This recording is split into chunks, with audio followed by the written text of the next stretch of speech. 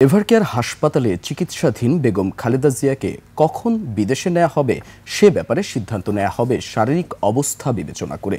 হাসপাতালের সামনে ব্রিফিংয়ে ডাক্তার AZM জাহিদ হোসেন জানান, বেগম জিয়ার বর্তমান শারীরিক অবস্থায় ফ্লাই করা সঠিক হবে না, যে কারণে বেগম জিয়াকে বিদেশে নেয়ার বিষয়টি আরও বিলম্বিত হচ্ছে। তিনি বলেন, দেশ বিদেশের চিকিৎসকদের নিয়ে মেডিকেল বোর্ডের তত্ত্বাবধানে খালেদা জিয়ার চিকিৎসায় সর্বোচ্চ প্রাধান্য দেওয়া হচ্ছে। এছাড়া একটি মেডিকেল অ্যাম্বুলেন্স সবসময় প্রস্তুত আছে। মেডিকেল বোর্ডের মিটিংয়ের নিয়মিত অংশ নিচ্ছেন ডাক্তার জুবাইদুর রহমান। তিনি সমস্ত বিষয় দেখভাল করছেন। খালেদা জিয়ার শারীরিক অবস্থা নিয়ে গুজব না ছড়ানোর আহ্বান জানান ডাক্তার জাহিদ।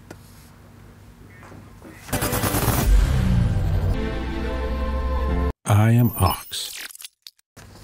জরুরিভাবে মেডিকেল বোর্ডের সভা করে এবং একসাথে বসে সিদ্ধান্ত নিয়েছিল যে ওই মুহূর্তে ওনার ফ্লাই করার সঠিক হবে না। সেজন্যই আমরা ওনার যে বিদেশ নেওয়ার যে বিষয়টি সেটি কিছুটা বিলম্বিত হচ্ছে এবং ভবিষ্যতে হয়তো শারীরিক অবস্থায় বলে দিবে যে ওনাকে কখন বিদেশে চিকিৎসার জন্য নিয়ে যাবে অথবা নিয়ে যাওয়া হবে।